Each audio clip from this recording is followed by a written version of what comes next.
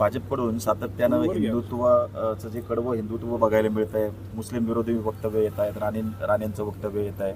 त्यामुळं अजित पवार गटाची जी बैठक झाली त्यामध्ये अशी चर्चा झाली की आता ही तक्रार आपण भाजपच्या वरिष्ठ दिल्लीकडे करायची. त्यामुळे कुठेतरी या युतीमध्ये अजित पवार गट अडचणीत आला या सगळ्या भाजपच्या कडवट हिंदुत्वामुळे. एक आपण सगळ्यांनी समजून घेतलं पाहिजे की भाजप आणि भाजपची प्रवृत्ती काय आहे हे अजितदादांच्या पक्षातला आणि पक्षातल्या नेत्यांना आणि पदाधिकाऱ्यांना माहीत होतं. लोकसभेमध्ये ते एकत्रित लढले, लोकांनी नाकारलं, कारण लोक भाजपचा विचार आता नाकारायला लागलेले आहेत. अशा लोकसभेला त्यांनी टेस्टिंग केलं अजितदादांच्या पक्षाने, आणि टेस्टिंग केल्यानंतर ते टेस्टिंग फेल गेलं. म्हणजे ते जर चुकून यशस्वी झालं असतं तर त्यांनी तक्रार केली नसती. आता तुम्ही लोकसभा ते एकत्रित लढलेले आहेत, एकत्रित तुम्ही भाजपचा विचार आता स्वीकारलेला आहे, त्यामुळे वरती जाऊन तुम्ही तक्रार केली काय, नाही तर वेगळं लढलात काय. लोकांना कळलेलं आहे की तुम्ही भाजपचा विचार स्वीकारलेला आहे. त्यामुळे आता नाटक करून आता आमची चर्चा झाली, आता आम्ही वेगळा विचार काहीतरी करण्याचा विचार करतो आहे, हे जे काय आहे तुमच्या मतदारसंघातलं मताचं समीकरण तुम्ही बनवून आता सोयीचं जे राजकारण करत आहात ते आता लोकांना कळलेलं आहे.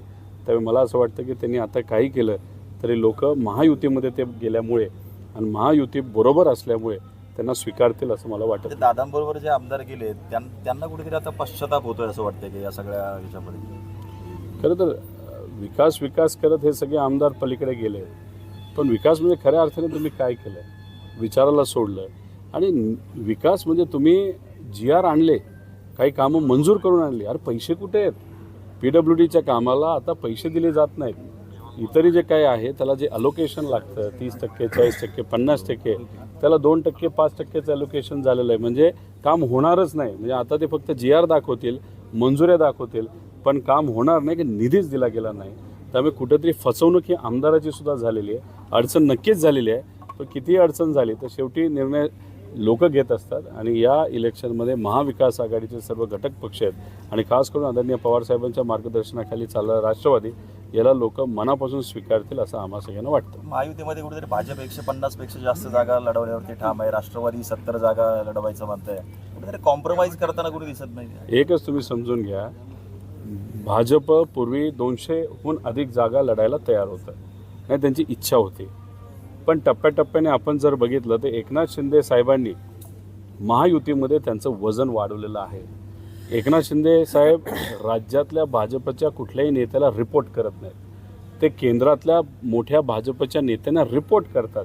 त्यामुळे दिल्लीत महाराष्ट्रातल्या भाजपच्या नेत्यांपेक्षा एकनाथ शिंदे साहेबांचं जरा वजन वाढल्यासारखं आपल्याला वाटतंय. एकनाथ शिंदे साहेब आपल्या पक्षासाठी जास्तीत जास्त सीट हे मागून घेतील असं वाटतं, पण हे घेत असताना अजितदादांच्या सीट कमी होतील आणि भाजपच्या कमी होतील. म्हणजे भाजपला कुठेतरी 120-130च्या आसपास लढावं लागेल. भाजपला काही झालं तरी केंद्राचं ऐकून एकनाथ शिंदे साहेबांना जास्त सीट द्यावे लागतील. पण ह्यात गोची आता अडचण ही BJP आणि अजितदादांच्या पक्षाची झालेली आपल्या सगळ्यांना बघायला. समान नागरी कायदा आणणार असा खोटा प्रचार विरोधकांनी केला असं अजित पवार म्हणतायत. मग कुठेतरी भाजप समान नागरी कायदा आता आणणार नाही असं वाटतं.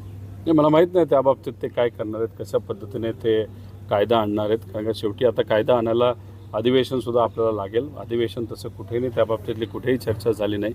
आणि इलेक्शनच्या तोंडावर ज्या पद्धतीने आपण महामंडळ वाटतो, जसं आता एकनाथ शिंदे साहेबांनी वाटली, आता असं काही ते बोलायला तयार राहतील आणि ह्याच्यावरनं कुठेतरी लोकांमध्ये संभ्रम निर्माण करण्याचा प्रयत्न केला जाईल असं वाटतं. 1 नेशन 1 इलेक्शनची देखील चर्चा सुरू आहे. राज ठाकरे म्हणतात की अगोदर महापालिका नगरपालिका तर घ्या.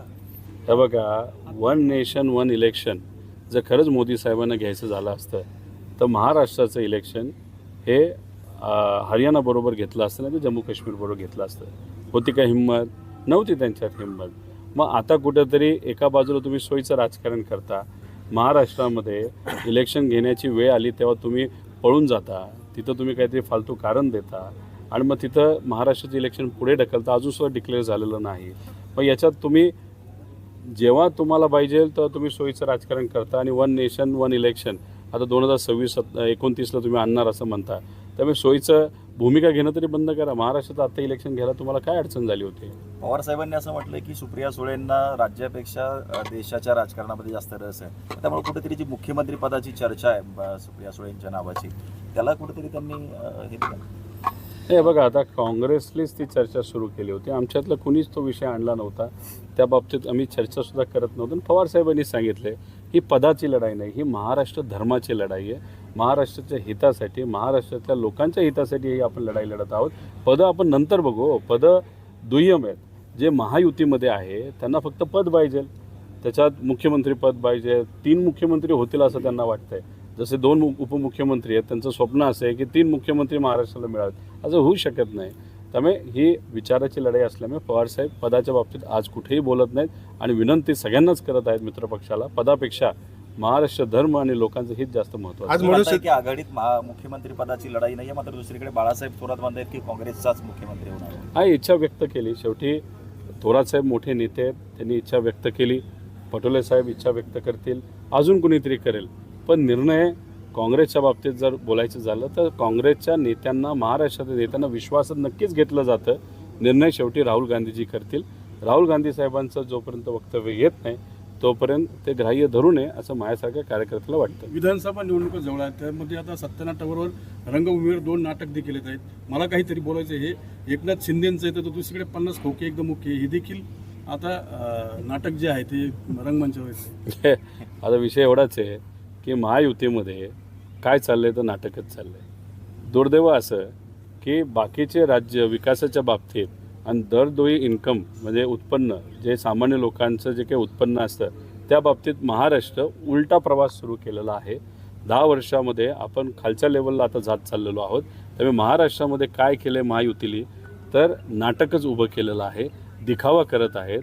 खरा विकास कुठेही महाराष्ट्रामध्ये सुरू नाही. त्यामुळे कितीही नाटकं कुणीही आणली तरी जे सामान्य लोकांच्या जीवनाचं नाटक झाले ते मात्र बदलायचं आहे आणि विकासाच्या दिशेने महाराष्ट्राला आपण घेऊन जायचं याच्या काळामध्ये. सत्ताधारी कुठेतरी लाडकी बहीण म्हणतायत, मात्र नांदेडमध्ये निकृष्ट साड्या वाटल्या जात आहेत, त्यामुळे महिला नाराज आहे आणि सगळा गोंधळ या ठिकाणी उडाला. नाही, आता कसं आहे की साड्या वाटतील, याच्या आधीसुद्धा साड्या वाटल्या गेल्या, अतिशय दुय्यम क्वालिटीच्या साड्या घेतल्या गेल्यात. आता काही तर साड्या अशा आहेत की हातात दिल्यानंतर जेव्हा त्या पाण्यामध्ये टाकल्या जातात त्या कुठेतरी श्रिंक होतात. म्हणजे काय आहे की मतं मिळवण्यासाठी तुम्ही सामान्य महिलांची चेष्टा करत आहात. तुम्ही तिथं महिला याव्यात, त्यांना आमिष दाखवावीत यासाठी साड्या वाटतायत. महिला येतात, गरीब आहेत, येतात आणि आल्यानंतर तुम्ही अतिशय खालच्या क्वालिटीचं देतात. त्याच्यात तुम्ही आशाताई, अंगणवाडी सेविकांचा वापर करता. आता ही जी काही लाडली बहीण योजना ही महाविकास आघाडी बंद योजना करणार नाही, उलट त्याची व्याप्ती वाढवेल. गरिबाला मिळत नाही त्या महिलांना ती दिली जाईल. पण ह्याचं जे राजकारण आता चालू केलं आहे, म्हणजे अधिकाऱ्याकडे कुठेतरी आम्ही गेलो आणि त्या भागात जर मुख्यमंत्र्याचा आणि तो उपमुख्यमंत्र्याचा लाडली बहीणचा कार्यक्रम असेल राखी बांधण्याचा, तर सगळे अधिकारी गायब असतात. का? त्यांना टार्गेट दिलं असतं 10,000 महिला आल्या पाहिजे. मग महिलांना काय सांगितलं जातं, तुमची योजना बंद केली जाईल जर तुम्ही कार्यक्रमाला नाही आलात तर.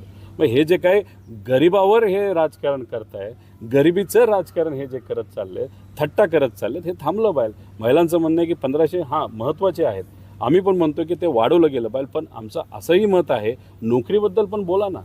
तिथं कुठेतरी शेतकऱ्याला जास्तीत जास्त हमीभाव मिळावा त्यासाठी बोला. मिडल क्लास अडचणी येते, युवा अडचणी येते, महिला अडचणी येते, सामान्य लोक अडचणी, त्याबद्दल कुणीच बोलत नाही. पण काय करतात तर साड्या वाटतात. त्यामुळे येत्या काळामध्ये हे जे काही सर्व नेते आहेत लोकशाहीच्या माध्यमातून ह्यांचे जे काही मुखोट आहे आणि उगाचच कडक कपडे घातलेत ते नक्कीच लोकशाहीच्या माध्यमातून काढतील असं मला वाटतं. तुमचे मित्र सुजय विखे आता विधानसभेच्या तयारीला लागलेले दिसत आहे. बाळासाहेब थोरात यांच्या विरोधात संगमनेर किंवा राहुरीतून प्राजक्त तनपुरे यांच्या विरोधात लढण्याची तयारी सुरू केली आहे. मला एकच वाटतं की आमदारकीला तुम्ही बऱ्याच ठिकाणाहून निवडणूक लढू शकता. आधी ठरवा की कुठला मतदारसंघ, मग कुठे आपण त्या बाबतीत चर्चा करू. पण मला असं वाटतं की फक्त चाचपणी चालली असं पण आपल्याला म्हणता येणार नाही. पण कुठंतरी चर्चेत राहायचं, बातमी देत राहायचं याची चर्चा आहे. पण लोकसभेला जो व्यक्ती उभा राहतो, उभा राहिल्यानंतर लोक त्यांना इलेक्शनमध्ये नाकारतात, ते जर विधानसभेला उभे राहिले आणि विधानसभेमध्ये सुद्धा जर खडा लागला तर परत अख्खं राजकीय अस्तित्व आपलं अडचणीत येऊ शकतं. हे सुजयदादाला नक्कीच माहिती असतील. त्यामुळे मला वाटत नाही की सुजयदादा याबाबतीत प्रयत्न करतील.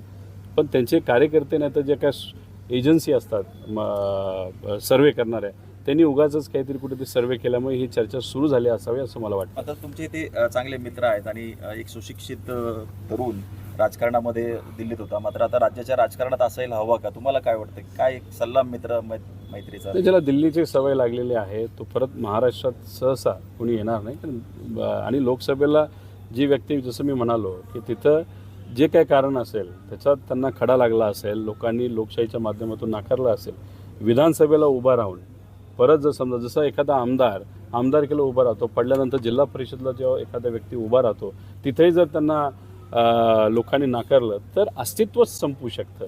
तसं आमदारकीला एखादा उभा राहिलेला परत कधीच जिल्हा परिषदला उभं राहत नाही, खासदारकीला उभं राहिलेला कधी आमदारकीला उभं राहत नाही. आणि जर त्याला आमदारकीला अडचण आली तर मग आयुष्यभर अडचणी आपल्या इलेक्शनच्या बाबतीत आणि राजकारणाच्या बाबतीत येत राहतील असं मला तरी वाटतं. तुम्ही आज धर्माचं भांडवल करू नका, गरीब पोरांचा बळी घेऊ नका असं इंदुरीकर म्हणाले. कुठेतरी कान टोचले जे हिंदू मुस्लिम सातत्याने बळा लोकत असतात. ते 100% इंदोरीकर महाराजांनी जर या बाबतीत असं वक्तव्य केलं असेल तर ते योग्यच वक्तव्य आहे.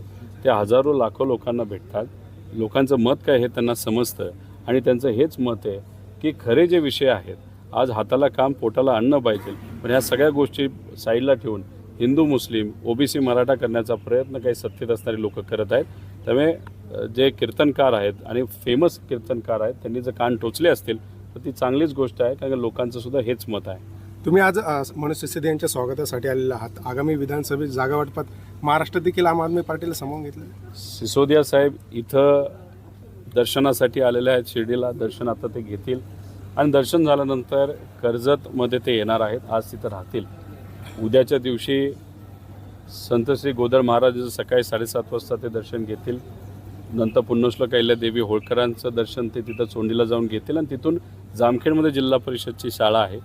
नंतर मिरजगावला एक आपण CSRच्या मदतीने 4-4.5 कोटीची महाराष्ट्रात नाही अशी शाळा आपण तिथं बांधली, अतिशय चांगली. त्याचं ते लोकार्पण करणार आहेत. मला सांगायचं एवढंच आहे की तिथं कुठेही आम्ही आमच्या पक्षाचा लोगो वापरला नाही. हा एक सामाजिक कार्यक्रम आहे, कारण त्यांनी जे काम दिल्लीमध्ये केलेलं आहे आरोग्य आणि शिक्षणाच्या बाबतीत, तसं काम या देशामध्ये कुठेही झालं नाही.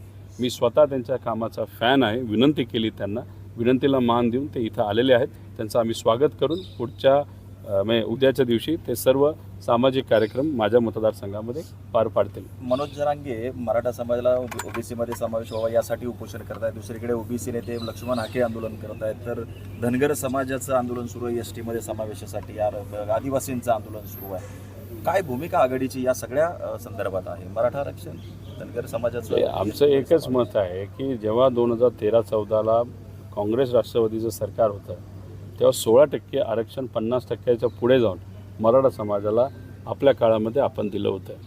पण त्या आरक्षणाच्या विरोधात कोण कोर्टात गेलं तर सदावर्ते कोर्टात गेले. सदावर्ते कोणाचा माणूस तर देवेंद्र फडणवीसांचा माणूस. देवेंद्र फडणवीस साहेबांना तो काय म्हणतो? देव माणूस म्हणतो. त्या देव माणसाने त्यांच्या कार्यकर्त्याला सांगितलं असं कोर्टात जाऊ नको, तर ते गेले नसते, ते हाणून पाडलं. आत्तासुद्धा 10% आरक्षण जे BJPला दिलेलं आहे, महायुतीला दिलं, त्या विरोधात कोण कोर्टात गेले तर हाच सदावर्ते तिथे गेलेला आहे. म्हणजे एका बाजूला तुम्ही आरक्षण दिल्यासारखं दाखवावे, दुसऱ्या बाजूला तुमच्याच कार्यकर्त्याला तुम्ही विरोध करण्यासाठी कोर्टात पाठवता, हे योग्य नाही. आमचं मत आहे की कोर्टात टिकणारं आरक्षण हे मराठा समाजाला तिथे गेलं पाहिजे. राहिला प्रश्न धनगर समाजाच्या आरक्षणाच्या, त्या बाबतीत 2014ला स्वतः देवेंद्र फडणवीस साहेब जेव्हा विरोधी पक्ष नेता होते आणि काँग्रेसचे अध्यक्ष होते, BJPचे अध्यक्ष होते, ते बारामतीमध्ये येऊन बोलले होते की तुम्हाला पहिल्या कॅबिनेटमध्ये आम्ही आरक्षण देऊ. आता त्याला झाले 10 वर्ष. त्या 10 वर्षामध्ये त्यांनी कुठेही त्या बाबतीतला प्रयत्न केला नाही. हे जे खोटेपणा आहे देवेंद्र फडणवीस साहेबांचा, या आरक्षणाच्या मुद्द्यामुळे लोकांसमोर तो आता पुढे यायला लागलेला आहे. त्या बाबतीत आता भाजप काय बोलते हे बघावं लागेल. पण सामाजिक कार्यकर्ते आपापल्या लेवलवर आपल्या समाजासाठी, स्वतः समाजाच्या हितासाठी ते लढत आहेत. फक्त आमच्याही नेत्यांना आम्हाला सांगायचं आहे आणि सत्तेत असणाऱ्या नेत्यांना सुद्धा सांगायचं आहे की हे जे विविध समाजाचे सामाजिक कार्यकर्ते जे आपापल्या समाजासाठी लढत आहेत त्यात कुणीही राजकारण करू नये एवढीच विनंती इथं करतो. त्यांचा जन्म तोंडात सोन्याचा चमचा घेऊन झाला आहे, वाड्यामध्ये झाला आहे, आणि पडळकरांचा जन्म संघर्षातून, काट्याकुपट्यात किंवा एक गरिबीत झाला आहे. रोहित पवार म्हणजे खेकड्याच्या 2 जाती असतात, एक खुरप्याने मारली तरी तुटत नाही आणि एक बिलबिली. रोहित पवार हे एक बिलबिली. माझं एकच मत आहे की जे आज सत्तेत आहेत त्या सर्व नेत्यांना खेकड्याचं का पडलंय जो कोण उठतोय खेकड्याबद्दल बोलतोय, मला असं वाटतं की सत्तेत असणाऱ्या लोकांना खेकडा जरा जास्तच आवडतो, कारण का तो पोखरच जातो. आता खोत साहेब जे बोलले खेकड्याबद्दल, मला खोत साहेबांना एवढंच सांगायचं आहे, खेकड्याला न मान असते न पाठीचा कणा असतो. तुम्ही तुमच्या नेत्याला खुश करण्यासाठी, म्हणजे देवेंद्र फडणवीस साहेबांना खुश करण्यासाठी जे काय तुम्ही करत आहात हे लोकांना कळतंय. त्यामुळे नेत्याला खुश करण्यापेक्षा महाराष्ट्राच्या हिताचा तर तुम्ही कुठेतरी विचार करा. तुम्ही स्वतः बोलला होता की दुधात भेसळ करून, दुधात पाणी टाकून आम्ही आंदोलन केलं आणि ज्या राजू शेट्टीने तुम्हाला मोठं केलं त्या राजू शेट्टींना फक्त तुम्हाला पद BJPकडनं मिळत असल्यामुळे तुम्ही त्यांना सोडलं, स्वाभिमान सोडला आणि आज सत्तेत जाऊन तुम्ही बसलेला आहात. त्यामुळे हे जे काय आहे स्वाभिमानाच्या गोष्टी ह्या तुम्हाला रुजत नाहीत, पटत नाहीत. आणि माझं एकच मत आहे की तुम्ही फडणवीस साहेबांना कितीही खुश केलं तरी महाराष्ट्रातील स्वाभिमानी जनता हे भाजपचा आणि भाजपच्या विचाराचा आणि महाराष्ट्र धर्माला जे भाजप आज अडचणीत आणत आहे त्या भाजपचा नक्कीच विरोध तिथं करत राहील. तुम्ही कितीही त्यांचे पाय धरा, पण आम्ही सगळे स्वाभिमानी लोक दिल्लीसमोर कधीही झुकणार नाही. संभाजीराजे, राजू शेट्टी आणि बच्चू कडू तिघांची बैठक झाली आणि कुठेतरी महाराष्ट्रामध्ये तिसरा पर्याय देण्याचा निर्णय त्यांनी घेतला. शेवटी नंतर ते असाही विचार करतील, तिसरा पर्याय दिल्यानंतर जर भाजपलाच फायदा होणार असेल आणि भाजप जर शेतकऱ्यांच्या विरोधात असेल तर राजू शेट्टी साहेब हे भाजपला फायदा होईल असं कुठेही तिथे करणार नाहीत. राहिला प्रश्न छत्रपती संभाजीराजेंचा, आता छत्रपती शिवाजी महाराजांचा अवमान हा BJPच्या अनेक नेत्यांनी केलेला आहे. शिवशाहू फुले आंबेडकरांच्या विचाराचा अवमान केलेला आहे. त्यामुळे ते भाजपला अप्रत्यक्षपणे फायदा होईल असं कुठेही काही करणार नाही. बच्चू कडूंच्या बाबतीत सुद्धा बोलायचं झालं तर सामान्य लोकांचं प्रतिनिधित्व त्या भागामध्ये ते करतात. त्यामुळे हे तिघं आज एकत्रित आले असले तरी प्रत्यक्ष अप्रत्यक्षपणे उद्या भाजपला जर फायदा होणार असेल तर ते थर्ड फ्रंट करणार नाही. आणि कारण का थर्ड फ्रंट केल्यानंतर लोक सुपारीबाज पक्ष म्हणून त्यांच्याकडे बघतील, ज्यांनी भाजपकडनं सुपारी घेतली मतविभाजन करण्यासाठी. त्यामुळे हे तिन्ही मोठे नेते आहेत, सुपारी घेऊन ते कुठेही काम करणार नाही आणि भाजपला अप्रत्यक्षपणे फायदा होईल असंही काही करणार नाही. असा महाराष्ट्राचा एक नागरिक म्हणून मला आज तरी वाटतं. उद्याचं उद्या आपण बघू. वर्षा गायकवाड म्हणतायत की सुप्रिया सुळे आणि रश्मी ठाकरे दोन्ही मुख्यमंत्री पदासाठी साजेशी आहेत आणि सक्षम आहेत. तुम्हाला काय वाटतं? आता शेवटी वर्षातही मोठ्या नेत्या आहेत, काँग्रेसच्या खासदार झालेले आहेत आणि खूप जोरात त्यांचं इलेक्शन तिथं झालेलं आहे. त्याच जर या बाबतीत काही ते एखादं वक्तव्य करत असतील आणि त्या काँग्रेसच्या नेत्या आहेत तर मग आता सक्षम तर नक्कीच या दोन नेत्या आहेत, ज्याच्यामध्ये सुप्रियाताई आहेत, ठाकरेताई आहेत. पण शेवटी या दोघींना तर आपण विचारलं की आजची परिस्थिती काय, तुम्ही इच्छुक आहात का त्या बोलतील की आज महाराष्ट्र धर्माचा लढा महत्त्वाचा आहे, पदाचा नाही. हेच तुम्हाला त्या दोघींकडनं ऐकू येईल. त्यामुळे कोणी प्रशंसा करत असेल तर स्वागतच आहे, पण आज पदापेक्षा महाराष्ट्राचं हित जास्त महत्त्वाचं आहे.